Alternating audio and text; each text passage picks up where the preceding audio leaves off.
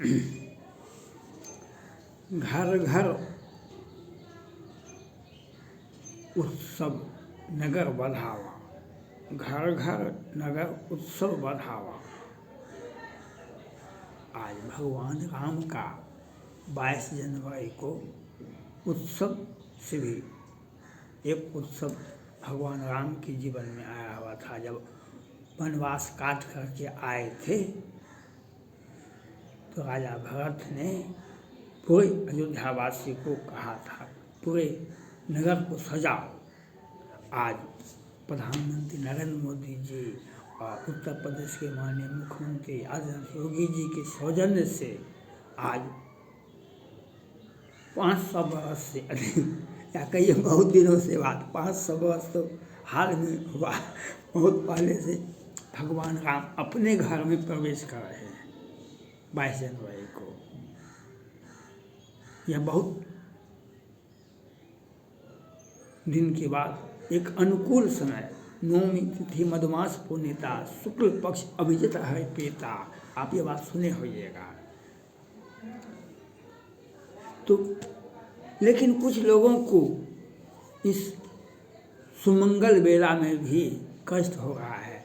जो गरीब का पैसा, गरीब को गरीबी, लाचारी, बेबसी, जो ये बात लोग जो बोल रहे हैं, जो इतना 1000 करोड़, इतना 100 करोड़ अयोध्या के मंदिर में लग रहा है गरीब को खाने के लिए।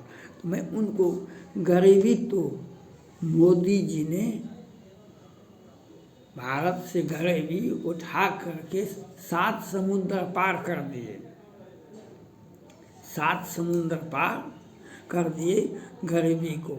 आज फ्री अनाज कितने, मैं तो कभी नहीं लिया हूँ, नहीं कभी लेने वाला हूँ। मैं कभी भी नहीं लिया हूँ और नहीं कभी ले सकता हूँ हमारे साथ लेकिन लोग तो लेते हैं, गरीब अमीर सभी व्यक्ति ले रहे हैं। तो 7 समुद्र पार फेंक दिए गरीबी को। कोई व्यक्ति आज भारत में चाहे आर्थिक रूप से या अनाज के बिना कोई भारतीय मर नहीं सकता है। अपना बुद्धि का उपयोग कीजिए। आपके आगे में थाली में खाना देगा, खाना तो खाना पड़ेगा आप ही को। ऐसा तो नियम नहीं है जो आपको मुंह में खिला देगा।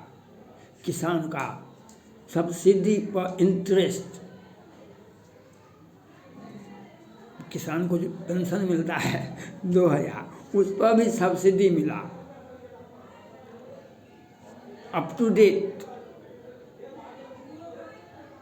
और फ्री अनाज, गरीब, बेबस, लाचार, अमीर, धनी, जो जिसको लेना है आगे फ्री ले लें। तो गरीबी कहाँ पर है? आप एसी की लेवल के लोग हैं तो एसी में जाकर रहिए तो आपको गरीबी नजर आएगा।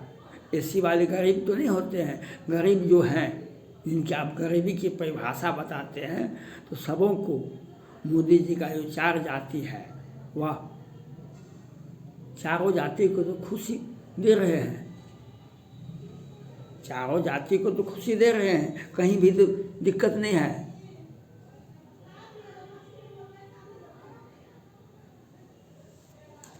ये आदरणीय योगी जी राम राज की बात उत्तर प्रदेश में करते हैं तो निश्चित रूप से 90%, 99% आतंकवाद जो जिहाद था उत्तर प्रदेश में, जो भय का माहौल था, जो दंगाई राज कहलाता था, उसमें सब कुछ सीधा हुआ, सब कुछ ठीक हुआ। माफिया अब किसी को उत्तर प्रदेश में खास करके आंख नहीं दिखा सकेगा। सभी जाति, धर्म, जैसे सभी खुशी से अपना व्यवसाय करते हैं। तो गरीबी कहाँ पर है? किसी का कोई धंधा को कोई चौपट नहीं कर सकता है उत्तर प्रदेश में। तो गरीबी कहाँ पर नज़र आता है? हाँ, गरीबी नज़र आता है, गरीबी नज़र आता है। हमको वहाँ पर भगवान राम का मंदिर नहीं बनना चाहिए था, वहाँ परशुराम जी का मंदिर बनना चाहिए, वहाँ पर हॉस्पिटल बनना चाहिए। बिहार से, पटना से, वहाँ क्या कहते हैं, राम हनुमान मंदिर से जाता है कुछ पैसा, वहाँ 5 आदमी को वहाँ पर खिलाता है, और सुप्रीम कोर्ट के माध्यम से वहाँ पर 5 करोड़ टका क्या भेजते हैं, क्या आमदनी है पटना महावीर मंदिर में, और क्या भेजते हैं कि आपको कौन पूछता है। लेकिन नेपोटिज्म गैंग को बेचैनी है कि भगवान राम का मंदिर बन रहा है, हमारा राजनीति सफल फेल हो रहा है, उनको कष्ट है।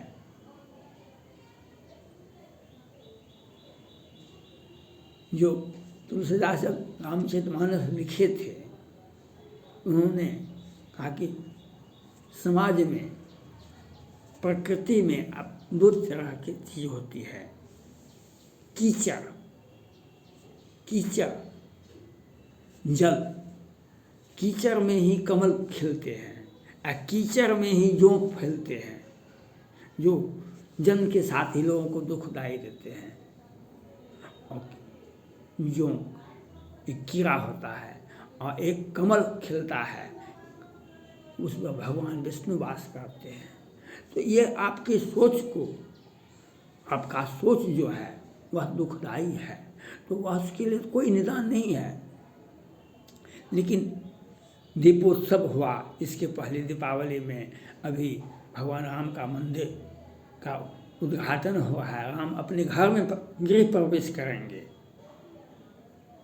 भगवान राम अपने घर में गृह प्रवेश करेंगे। ये इससे बड़ा अच्छा शुभ मंगल दिन नहीं हो सकता है।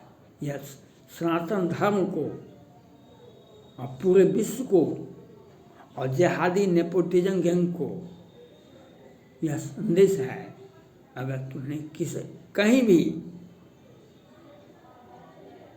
सनातन धर्म को आंख उठाकर देखने का प्रयास किया, तो हम 500 वर्ष क्या 1000 वर्ष के बाद भी हम उसको वापस लाते हैं।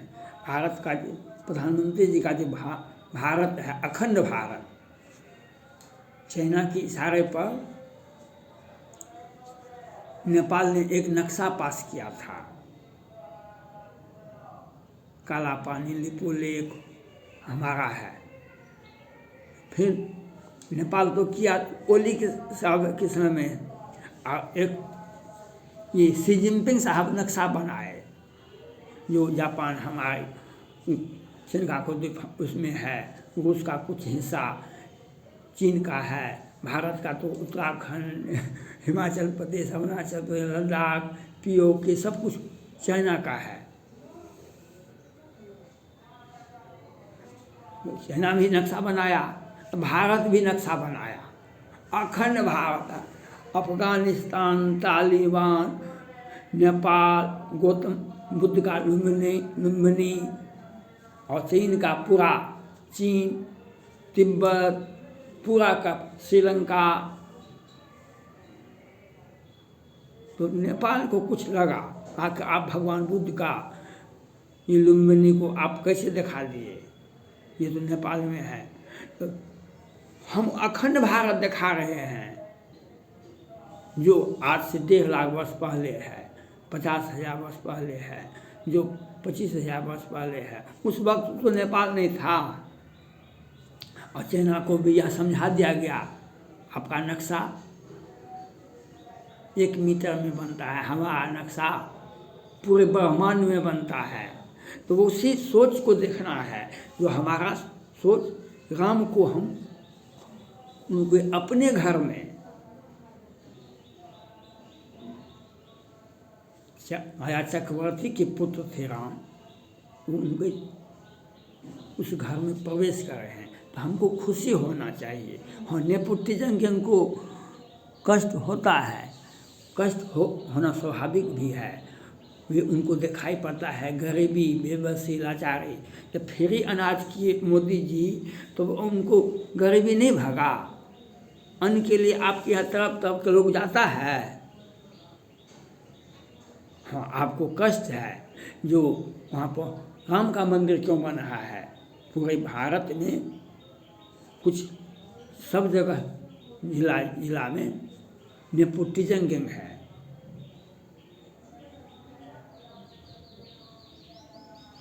सब जगह नेपोटिज्म गैंग है। उस नेपोटिज्म गैंग को तो कष्ट होगा, उसको तो कोई नहीं रोक सकता है।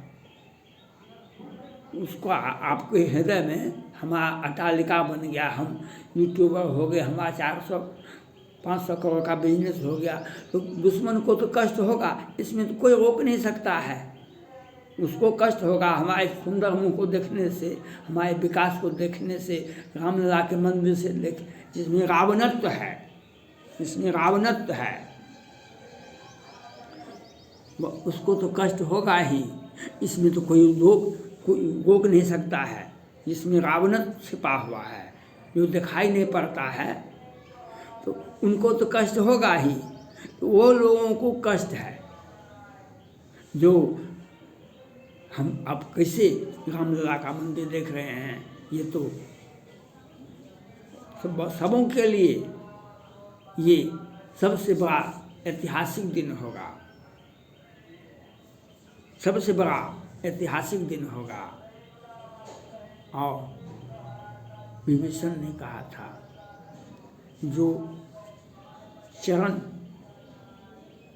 को शंकर जी पूजा करते हैं उसको हम देखने का हमको मौका मिलेगा। और भगवान राम के यहाँ जाने से क्या होता है? भगवान राम के यहाँ जाने से क्या होता है? आप रामचरितमानस को पढ़े होइएगा, दानी कहूँ शंकर समनाही आप सुने होइएगा। लेकिन बहुत तरह का लोग पूजा पाठ करता है, बहुत तरह से पूजा करता है, लेकिन रावण भी बहुत पूजा कर रहा था, लेकिन विभीषण जी कभी नहीं पूजा करने के लिए गए। उन्होंने सिर्फ राम के शरण में गए और राम ने पहले तो उन पर प्रश्न उठा कि सो यह कौन है? कहा ये लंकेश है। भगवान राम ने कहा लंकेश है। कहे ये तो दुश्मन का भाई है। कहे नहीं, कहे इनका राज्याभिषेक करो। तो दानी सबसे बड़ा भगवान राम कहलाए, शंकर जी भी नहीं कहलाए। इसीलिए लोगों को, मैं तो सौभाग्यशाली हूँ, मैं कब से जाता हूँ अयोध्या, हमको भी ज्ञान नहीं है, और 3 दिन से 4 दिन वहाँ बैठता हूँ, प्रत्येक वर्ष जाता हूँ। कब से जाता हूँ? ये हमारा सौभाग्य है, हमारे माता पिता परिवार का सौभाग्य है जो हम उनके चरण में जाते हैं, उनके शरण में जाते हैं। तो और आप इससे वंचित रहते हैं तो और दुर्भाग्य है आपका। तो हम क्या करें? आपको तो कष्ट होगा ही, हमको तो खुशी मिल रही है। थैंक्स।